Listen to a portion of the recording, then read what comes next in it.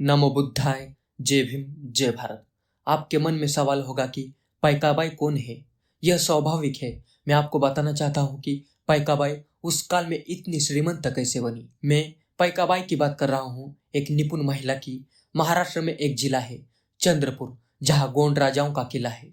चंद्रपुर का नाम पहले चांदा था, बाद में इसके 2 जिले हो गए। गढ़चिरौली दूसरा जिला बना। घने जंगलों से लिपटे जिले, यही जंगल यहाँ का वैभव है। चंद्रपुर में पोम्बुर्ना नाम का तालुका है।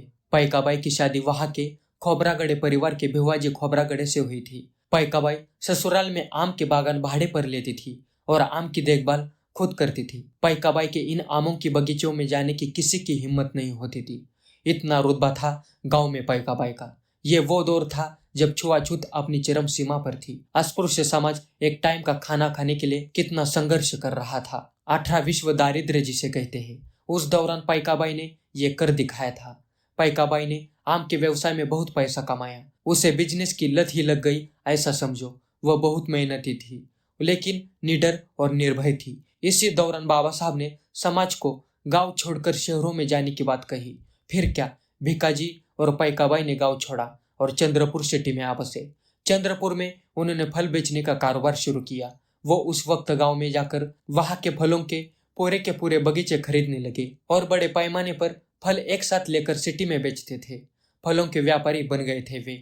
पाइकाबाई के पति का मृत्यु होने के बाद पूरी जवाबदारी उनके कंधे पर आ गई। उन्हें 3 बच्चे भी थे। वो निडर बनकर रहने लगी। उसने अपने बच्चों को अच्छे स्कूल में डाला और फिर से अपना कारोबार शुरू किया। बहुत निडर और मेहनती थी पाइकाबाई। बच्चे बड़े हो गए। तीनों बेटों ने लकड़ियों का बिजनेस शुरू किया और बिजनेस को सक्सेस भी बनाया। अब पाइकाबाई बड़े बड़े जंगलों को ही खरीदने लगी। इस दौरान अंग्रेजों का शासन था। पूरे चंद्रपुर में आरामशीन मशीन लाने वाले यही थे। मशीन लाकर बड़ी मिल चलाने लगे। हजारों लोग इस कंपनी में काम कर रहे थे। पूरे देश से व्यापारी इनकी मिल में आने लगे। पूरे विदर्भ में मशहूर हुए थे। बेटों ने आंध्र प्रदेश तक बिजनेस फैलाया। इस बिजनेस में उन्होंने खूब पैसा कमाया। सोना चांदी का कारोबार किया, जमीन खरीदने बेचने का कारोबार किया। परिवार ने व्यवसाय में इतना पैसा कमाया कि 1930 में फोर्ड कंपनी की मोटर सिर्फ केवल खोबरागड़े परिवार के पास थी। पाइकाबाई की प्रेरणा से उनके सबसे होनहार बेटे बाबा साहब के साथ जुड़े। देवाजी ने बाबा साहब के साथ चलने का काम किया। 3 नवंबर 1926 को अमरावती के अंबादेवी सत्याग्रह का नेतृत्व देवाजी ने ही किया था। बाद में 13 अक्टूबर 1935 को नासिक जिले में डॉक्टर बाबा साहब आम्बेडकर जी के ऐतिहासिक भाषण में सम्मिलित भी हुए थे। जब बाबा साहब ने औरंगाबाद में मिलिंद कॉलेज की स्थापना की तो देवाजी बापू द्वारा उच्च गुणवत्ता वाली सागौन की लकड़ी भेजी गई थी। 1937 में इंडिपेंडेंट लेबर पार्टी की स्थापना हुई। प्रांतीय चुनाव हुए। देवाजी बापू चंद्रपुर ब्रह्मपुरी से 2 वोट से भारी बहुमत से चुने गए थे।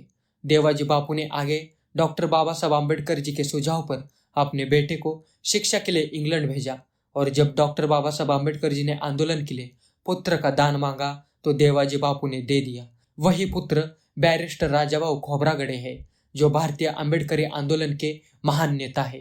मैं उनके ऐतिहासिक कार्यों के बारे में क्या कहूँ, यह एक बहुत बड़ा विषय है। किसी वीडियो में विस्तार से बताएंगे। तो ये थी भारत की पहली सक्सेसफुल बिजनेस वुमन पाइकाबाई की कहानी। मित्रों, वीडियो कैसा लगा कमेंट करके जरूर बताना। इस वीडियो को लाइक करें और ज्यादा से ज्यादा शेयर करें। चैनल को अभी तक सब्सक्राइब नहीं किया है तो जरूर सब्सक्राइब करें। ज्वाइन बटन और थैंक्स बटन के जरिए आप इस चैनल के सदस्य बन सकते हैं। ये मेरा इंस्टाग्राम आईडी है, जरूर फॉलो करें। चलो मिलते हैं अगले वीडियो में। नमो बुद्धाय, जय भीम, जय भारत।